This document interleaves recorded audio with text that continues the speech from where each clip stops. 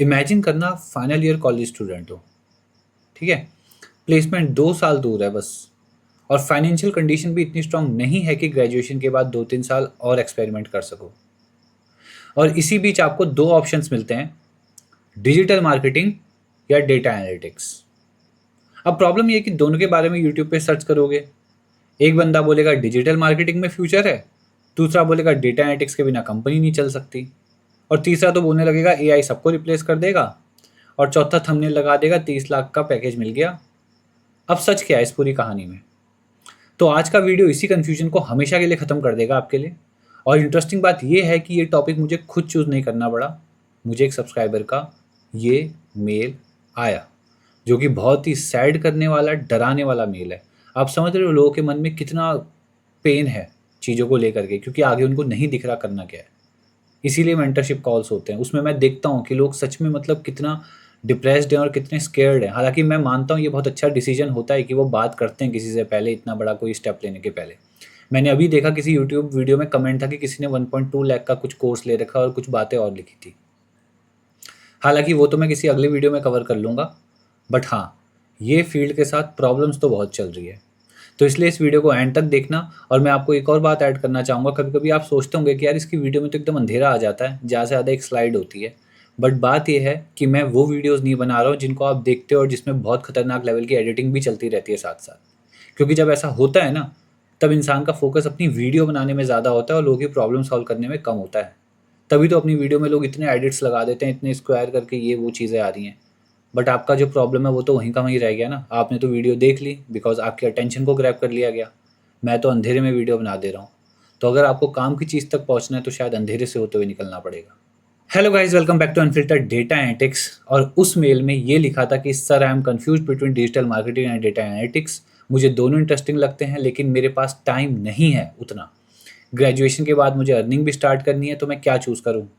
तो सबसे पहले मैं यही कहना चाहूँगा, थैंक यू ऐसा मेल करने के लिए, क्योंकि ये क्वेश्चन सिर्फ आपका नहीं, इंडिया में हज़ारों स्टूडेंट्स का हो सकता है और लाखों स्टूडेंट्स इसी कन्फ्यूजन में हमेशा रह जाते हैं। और ऑनेस्टली यार एक बात बताऊँ, वीडियो के एंड तक ना मैं तुम्हें बिल्कुल बताऊंगा कि मैं अगर तुम्हारी जगह होता तो मैं किस करियर को चूज़ करता।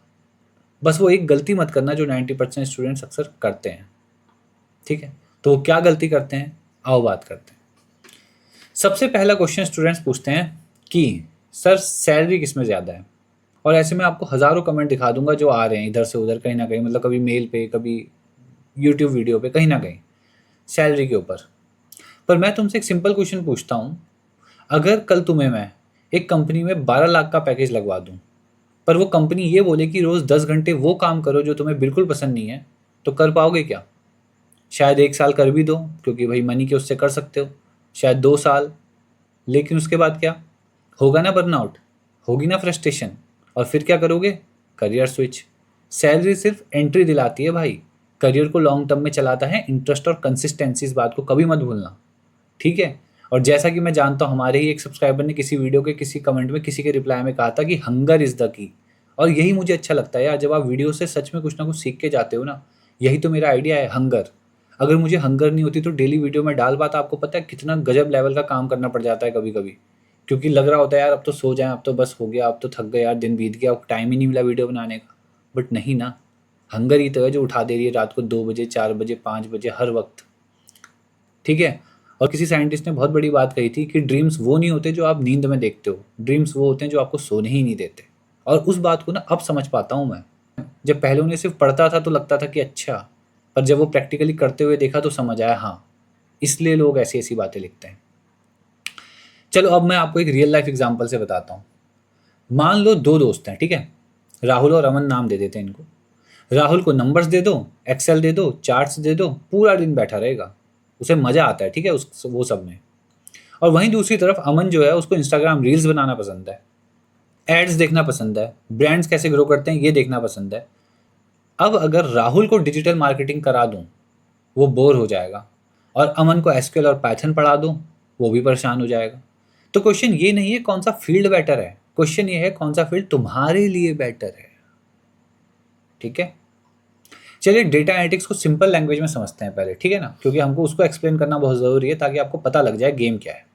मान लो एक कंपनी के ओनर ने तुमसे पूछा, हमारी सेल्स लास्ट मंथ कितनी कम क्यों हो गई?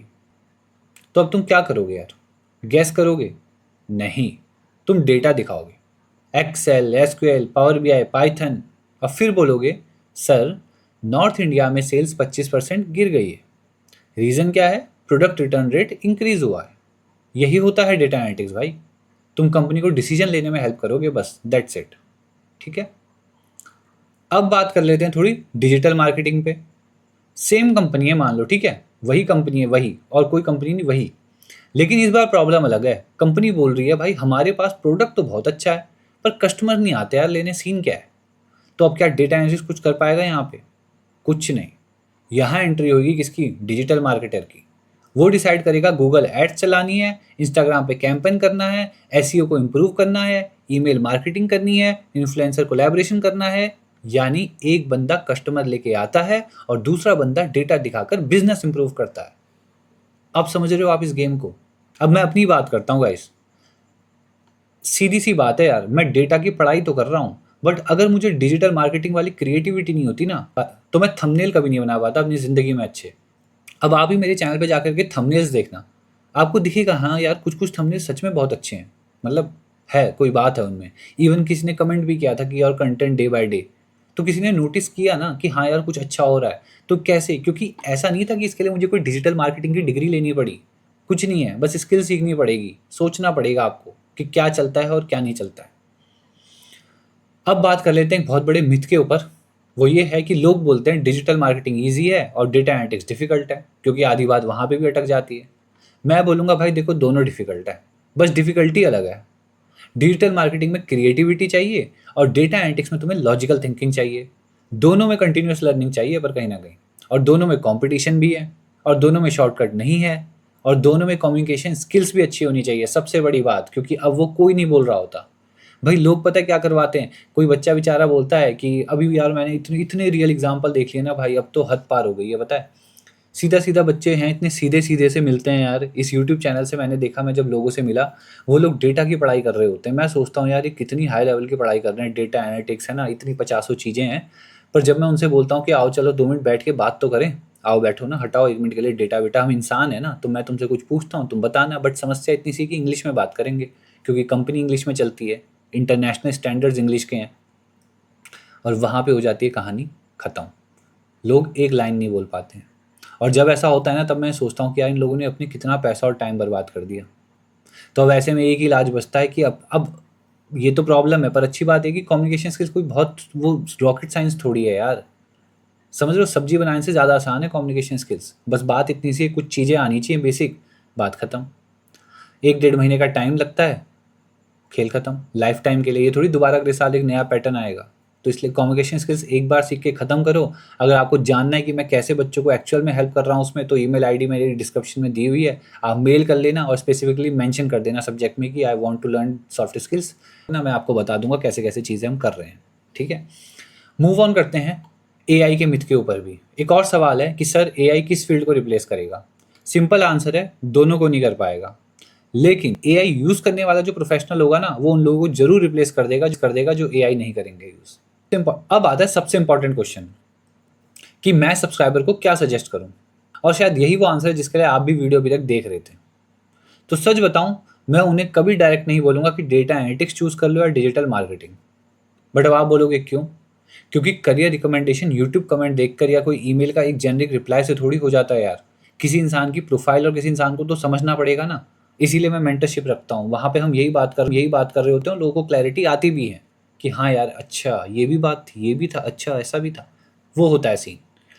तो मैं उससे पहले तुमसे यही क्वेश्चंस पूछूंगा, क्या तुम नंबर्स एंजॉय करते हो? एक्सेल देखकर एक्साइटमेंट होती है कि नहीं तुम्हें, या हेडेक होता है? क्या तुम कंटेंट बनाना पसंद, क्या तुम एनालिटिकल हो या क्रिएटिव हो? क्या तुम लोगों को समझना पसंद करते हो या रिपोर्ट्स बनाना? इन सवालों के जवाब दो अपने आप को। इन सवालों के आंसर से ही आपका करियर डिसाइड होगा। अब मैं एक और बात शेयर करना चाहता हूँ गाइस। जब मैंने डेटा एनालिटिक्स शुरू किया था ना यार, मुझे भी बहुत लोगों ने बोला था ये फील्ड डिफिकल्ट है, मैथ्स बहुत लगेगी, प्रोग्रामिंग बहुत मुश्किल है। अगर मैंने सिर्फ लोगों की बात सुन ली होती तो शायद मैं कभी स्टार्ट ही नहीं कर पाता। इसलिए कभी भी किसी यूट्यूब वीडियो के बेसिस पर डिसाइड मत करना कि करियर क्या होगा, एक्सपीरियंस के बेसिस पे करना। तो अब कॉल टू एक्शन क्या है, क्या करना है इसके आगे, इस वीडियो को ख़त्म होने के बाद? एक तो लाइक कर देना, क्योंकि मैं भी बहुत दिल से बनाता हूँ यार, मज़ा आएगा मुझे आप लाइक करोगे तो। अब बात करते हैं कि अगले 7 दिन के लिए मैं आपको एक टास्क दे रहा हूँ। डिजिटल मार्केटिंग के बिगनर वीडियोस देखो, साथ ही में एक्सेल और एसक्यूएल के बिगनर वीडियोस भी देख लो। दोनों में एक-एक मिनी प्रोजेक्ट कंप्लीट करो और फिर खुद से एक क्वेश्चन पूछना कि कौन-सा काम करते वक़्त मुझे टाइम का पता ही नहीं चला? और ये एक छोटा-सा क्वेश्चन मेरी खुद की लाइफ़ में मैं यूज़ कर पा रहा हूँ। जब मैं यूट्यूब वीडियोस बना रहा हूँ, अपलोड कर रहा हूँ, आपने पीछे देखा होगा, घड़ी में 4 बज रहे थे, 5 बज रहे थे, कभी-कभी रात भर नहीं सो रहा हूँ, सुबह भी चल रहा है काम, 20-20 घंटे उठे हैं, फिर लाइव पे आ जा रहे हैं, ठीक है? उसी के साथ 2-2 व्हाट्सएप चैनल मैं हैंडल कर रहा हूँ और उनमें भी कंटेंट भरा पड़ा है, ऐसा नहीं है कि चैनल डेड पड़े हैं। अगर आप कभी मेरे व्हाट्सएप चैनल पे जाओ, वो भी मैं डिस्क्रिप्शन में लिंक लगा दूँगा। आप देखना दोनों में फॉलोअर्स भी बढ़ रहे हैं, कंटेंट भी बढ़ रहा है।